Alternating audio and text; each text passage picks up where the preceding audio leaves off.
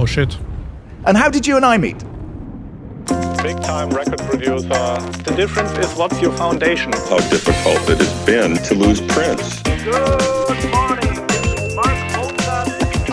This is the VCA section. Output.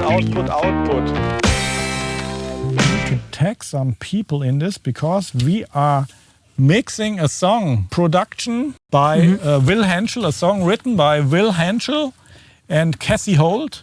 Will Henschel is a guy that I've worked with like 20 years ago. I recently did an interview with him live on Facebook. Big-time record producer, did it all, $1 million checks and all that. And then you went into something that's completely nuts.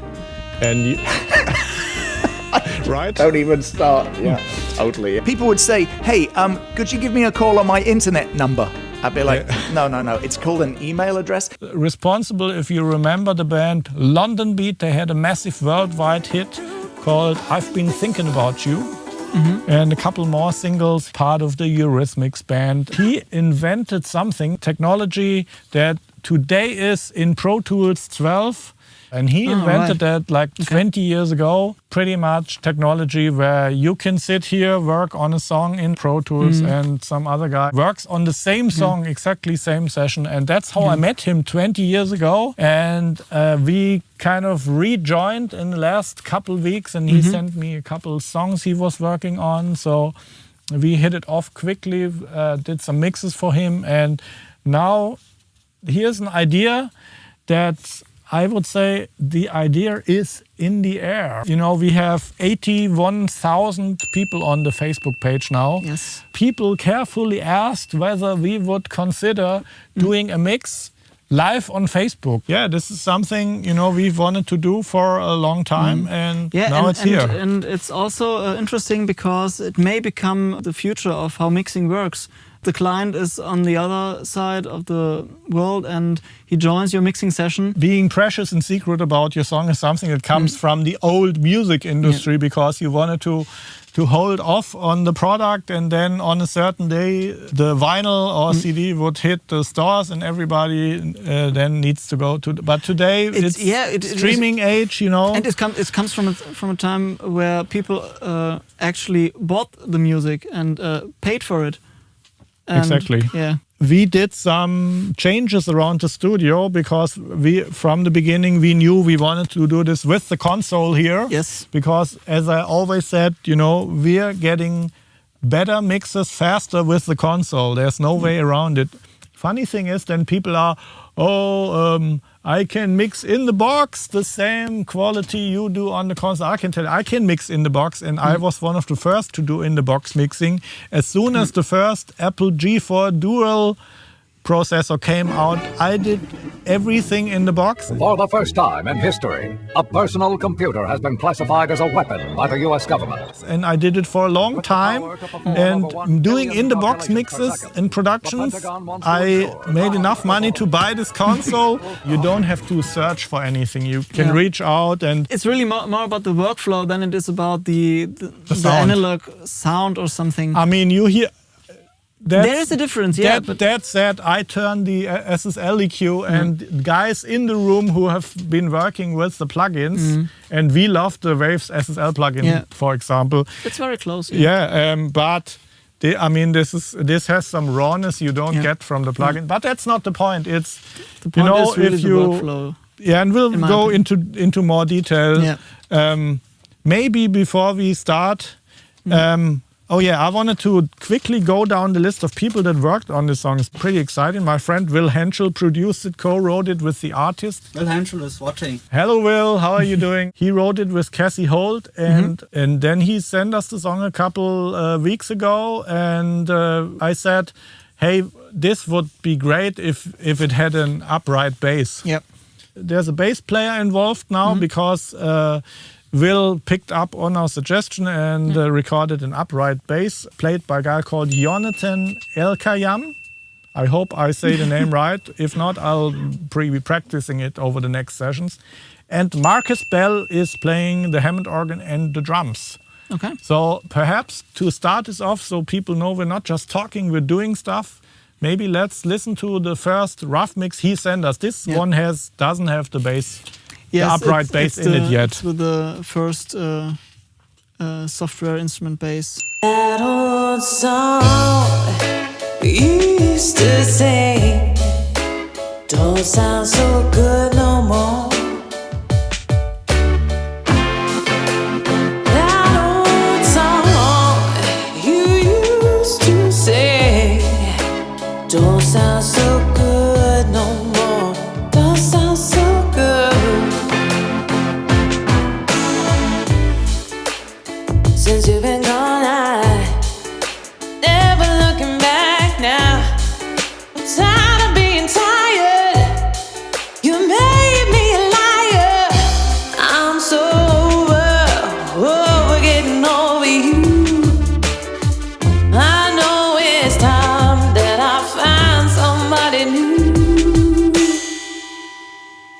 That old song you used to sing don't sound so good no more. Okay, so far we had a listen to this a couple weeks ago. We do not tend to listen to stuff that we're gonna mix too often. We pretty much listen once, maybe twice. First round is always about, okay, what are the emotions, what are the first things that come to mind, and then maybe a second time to re-listen to something. Okay, what are we doing here maybe? And this is where we came up with the suggestion. And then we thought maybe we want the drums more acoustic. The upright fits right in there, so we can generate some triggers. And then the nice thing is, where's Meech? I need you here on the console. Once we generate some triggers from the drums, you get the direct signals, but you also get a recording of the overhead and room. And this is something that makes a huge difference if you do it on the console, because the way the different mics are interacting is pretty crazy on the drums. And sometimes, I mean, you know it, we've mixed a lot of acoustic drums, and sometimes it's like half a centimeter or something on the fader, or even less, that puts it in exactly the right spot. And I, to be honest, the stuff that happens here, you can access everything. You have to grab two things at once. You have to grab the overheads and the snare, overheads and kick, and stuff do the is balance. Stuff is interacting. You turn something up, you want it a little less bright. So, I mean, this is stuff when you have to locate the parameter before you do anything. The idea is pretty much gone. It's not intuitive enough. So that's why we really like it, and this is why we also want to use the console for this mix. We get a better mix faster. That doesn't mean we do a lot of stuff in the box at the same time, and it's about the combination as well. We can prepare the signal in the DAW, then send exactly what we want into the console, and this is the difference, because back in the days when when the consoles were fed by tape, and sometimes this was very good what they put on tape, because sometimes and you had to do all the prep work before you put it on the tape and send it over to the mixer. And now we're doing the prep work in the box and feed the console with the prepared. And of course something like writing and playing a song in a songwriter's camp, where there's probably a lot of pressure on time. You can actually go from a songwriter camp demo into a finished production mix, because you can do things like generating triggers from the different instruments, and the way he gave it to us will be very easy to work. We got some kicks, some snares, cymbals. Let me zoom in. So we have everything from the drums, hi-hat, EXS files, some clap sounds. We can generate some great triggers from this. So now, the thing is how we are doing the routing, because we have. Let me get really nerdy here. Yeah. Okay.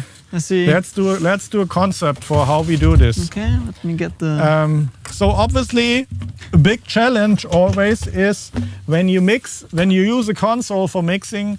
What we did all of the times is once the production was approved or finished, we bounced every instrument, every little track we bounced as a stem. We of course had to make sure that all the other tracks were muted, so no extra noise would come in, and then you would actually not me, but you, because you're my assistant. Yeah. You would have to wait for hours and you go really. I go home, eat my chips and fish. None for you. The Not running this gag. week, yeah. Okay. And Yeah, but basically you have to go through every track and solo it and run it, record it in real time. and then the funny thing, once we've done all this, brought back all the stems in the DAW, I was amazed how I liked the combination of the two. Yeah. As far as punch, I actually prefer the digital mix bus, which is completely against what marketing wants to tell us all the time. Oh, you have to get the summing box for the glue, whatever. Yeah. And now here's an interesting concept, and I'll do a drawing in a second. But basically, let's say these are the different instruments tracks. Let's say kick, snare, just to illustrate. Hi-hat, and these are all our tracks. This is in the DAW. Send this stuff. Normally you would send it straight to the console and then somewhere down the line you sum it in the analog mix bus in the console. We keep it in the DAW and then there's a plugin, it's called the I/O plugin. So the I/O plugin pretty much sends the signal to the console and back. This is supposed to be a fader. Looks like a cross. So the I/O sends it to the console and back. And when it comes back, it's back in the box. And actually the way it works on the SSL, we're sending the signal to the input of the channel, then it goes all the way through the VCA fader. So we can use the faders on the console and the post VCA fader signal gets sent back into the DAW, which means we can use the fader. We could even use an automation, which actually we will, in a couple of weeks, will do this because we got the automation yes, system. this is coming. This will be an extra episode. But we can also use, once the signal is back in the DAW, we can do anything in the DAW. And there's some nice stuff you can do digitally that analog can't do. Yeah. So there's an I/O plugin after every signal. So every single signal will get sent out. You get the idea. And then it comes back. We then have for every instrument an extra aux in the box. And so let's say this is the aux in the box. Once we're very close with the mix, we can dump everything that's coming from the analog console. At this point, we can dump this all into the DAW. We just press record on the channels. And then everything we did analog will be in the box. It's just one pass. Yes. And then that same aux that was previously fed by the channel with the I/O will be fed pretty much. Here's the recording, PB for playback. The recording comes in here. Every captured signal comes directly in the aux, and this is all set up in the template. Yeah. Actually, it's not, but we have to do it. Yeah, this is the idea we came up with, and I think it's a genius idea because we can use the entire console, dump it off into the DAW. You send the mix to the artist, and they sometimes take a long time to make up their mind. You know, artists have this thing where they call you and they say, "Oh, I listened to it around 500 more times, and I found some little. I like it, but I found some little things." And this whole thing happens like 7 weeks after you delivered the mix, and in the meantime they expect you to do the rest of the album. So the task is always to unload the console at one point. Yeah, you have to get it in the box and then do the changes in the box. Exactly. That's the whole idea of this workflow, and this is how we're doing it. I just wanted to put it out there. So we have found a way where we can use the console, then unload everything that's happening analog in the DAW, and then continue working this way. I'm pretty sure any engineer watching this who has done this previously, please let me know. before I had this console, I already had a big rack with outboard. I had an SSL 9000 channel, 4000 channel, 1176 compressors and stuff.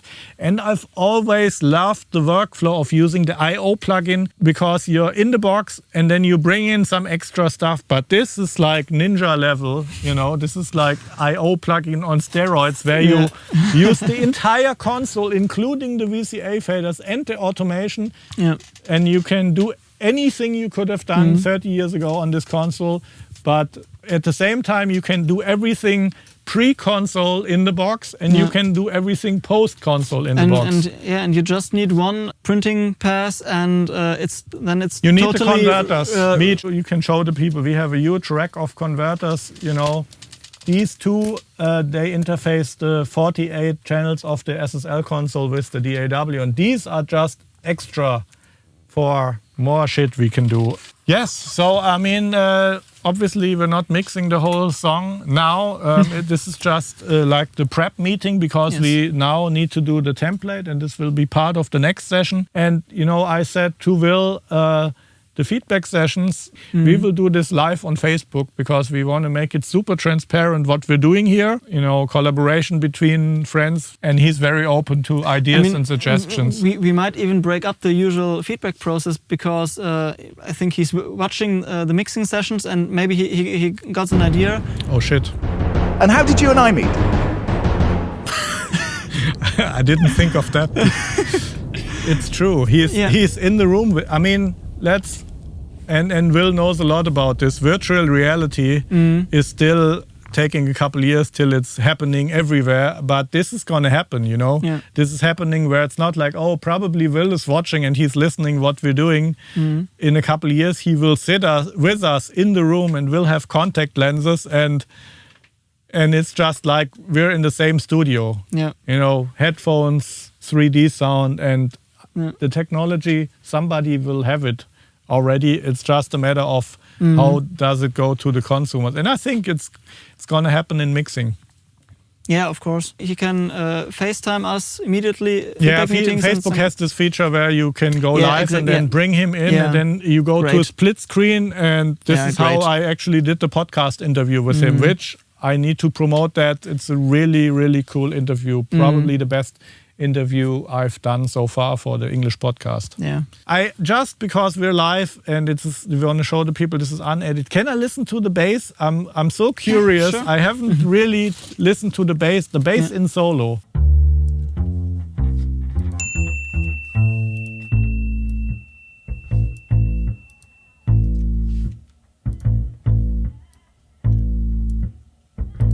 Good stuff. I can't wait to work on this. So.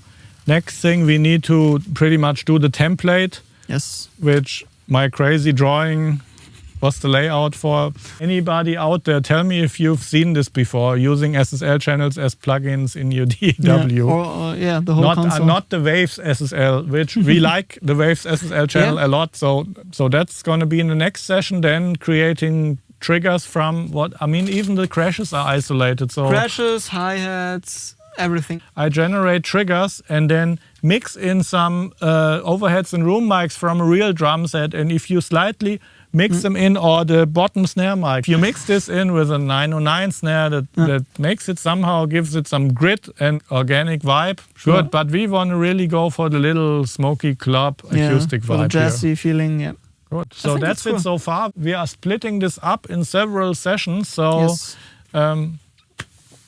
we'll continue to work on this tomorrow. I think so, yeah. So this will be a session every day. That's it for today.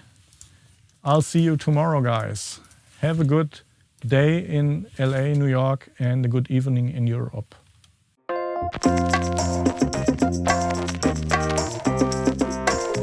Big time record producer.